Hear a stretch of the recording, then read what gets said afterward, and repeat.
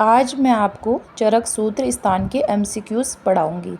ठीक है, जिसने चरक सूत्र स्थान कंप्लीट किया है वो इस MCQ को अच्छे से लगा सकेंगे। ठीक है, पहला है अथातो दीर्घ जीवित्यम अध्यायम व्याख्यायम। इस सूत्र में कितने पद हैं?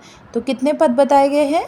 8 पद। ठीक है, दूसरा क्वेश्चन है उग्र तपा किसका पर्याय है? ठीक है, तो उग्र तपा किसका पर्याय कहा गया है? वो ऋषि भारद्वाज।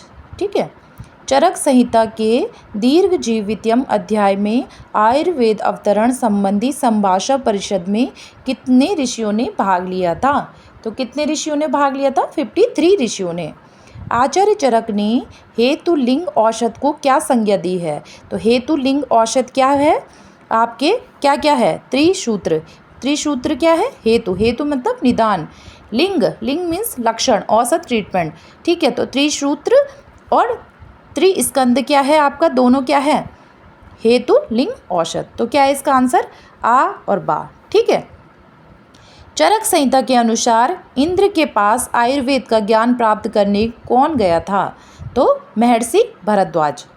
ठीक है, अब 6 क्वेश्चन है स्कंद त्रय है। तो स्कंद त्रय क्या है आपके? देखो, हेतु लिंग औसत तो आपको त्रिसूत्र था। हेतु दोष द्रव्य है। क्या है स्कंद त्रय? हेतु दोष द्रव्य। वात पित्त कफ क्या था?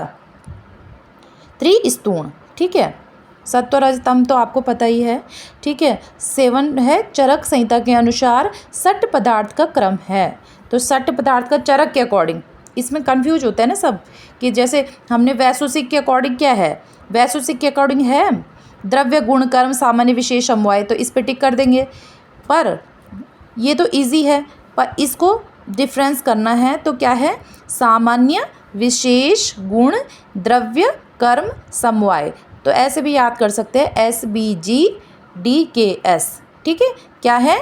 सामान्य, S से सामान्य, विशेष एंड गुण, फिर D से द्रव्य, K से कर्म, S से समवाय। ठीक है, तो चरक जी के अकॉर्डिंग याद हो गया आपको। अब पढ़ेंगे हम वैशोषिक दर्शन के अकॉर्डिंग।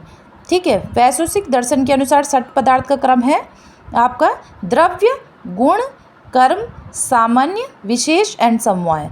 ठीक है, द्रव्य गुण कर्म सामान्य विशेष समवाय।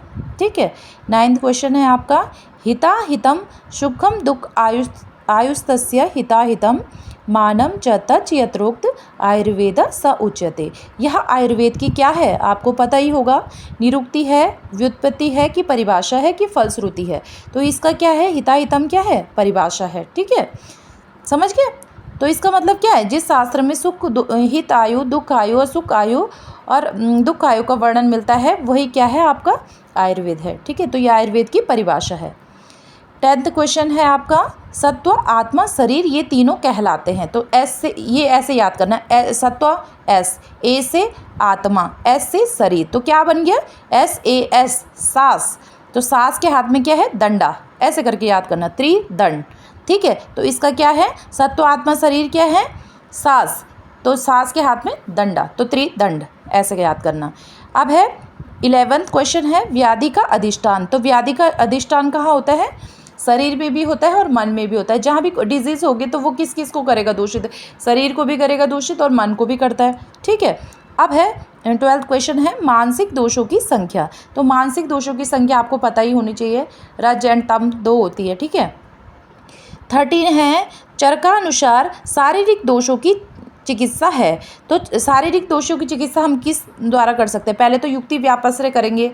ठीक है, फिर देव व्यापश्रय, दोनों द्वारा चिकित्सा करते हैं। देव व्यापश्रय मतलब भगवान का आशीर्वाद लेके या मंत्र जाप करके। ठीक है, युक्ति व्यापश्रय मतलब ट्रीटमेंट, जो औषधि दी युक्ति द्वारा जो औषधि दी जाती है वो युक्ति व्यापश्रय है।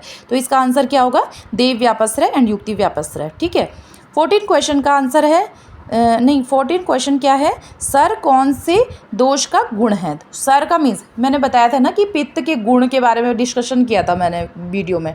ठीक है, तो सस्नेहम उष्णम तीक्ष्णम सरम सरम द्रवम, ये किसका गुण है? पित्त का गुण है। ठीक है, तो सर कौन से दोष का गुण है? पित्त का। ठीक है, अब है वेदना का अधिष्ठान। तो वेदना, जब वेदना पीड़ा होगी शरीर में तो कहाँ का? शरीर भी दूषित होगा।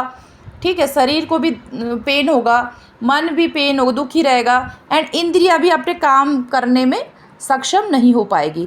तो क्या होगा, वेदना का अधिष्ठान कहाँ कहाँ बताया जाएगा, उपयुक्त सभी में, शरीर भी, मन भी, इंद्रिया भी।